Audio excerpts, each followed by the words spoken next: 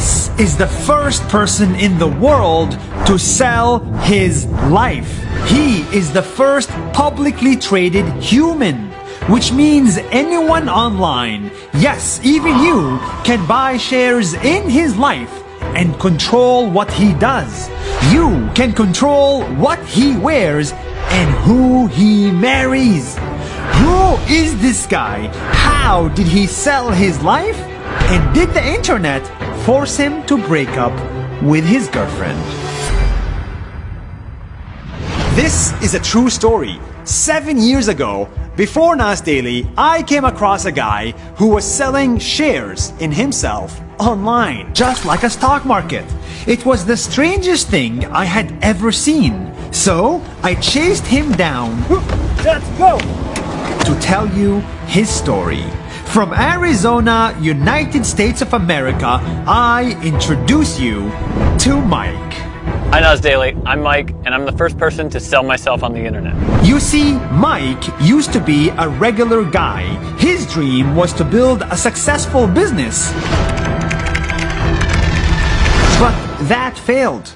So when nothing worked out, he had the crazy idea of turning himself into a business.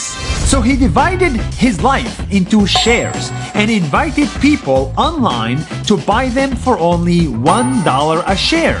It's good revenue for him and good business for them.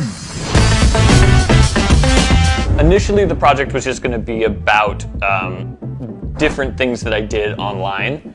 And what happened was it became very clear, very early on, that the shareholders wanted control of my personal life. And so probably within the first, 3 months of launching the project, I started giving them that control over my personal decisions.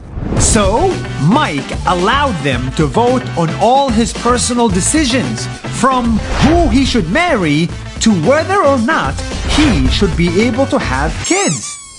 Luckily, his shareholders allowed him to have kids. There was a time I was thinking about whether or not I should have kids, and so I just let the shareholders decide. I think of them more like my friends. So I ask their advice on everything because I trust them to make the right decisions about my life. Shareholders also vote on topics like if he should go to the gym. They said yes. If he should get in a relationship. They said yes. If he should break up from a relationship. And if he should get a new job. They said no. I've been a long-time Democrat, but my shareholders wanted me to become a Republican because it's more business-friendly. So I couldn't say no, spent a few years as a Republican, and then eventually had to give that up. He does not agree to all results. Sometimes the people who own his life and own shares in his life have a different opinion. One of the hardest things is when I don't agree with what the shareholders decide, and what I usually try to do is give it my best faith effort. Sometimes that fails. It results in me not doing what I said that I would try to do based on their vote, but I try to always give it my best. At the end of the day, he has more than 1,000 shareholders from all around the world.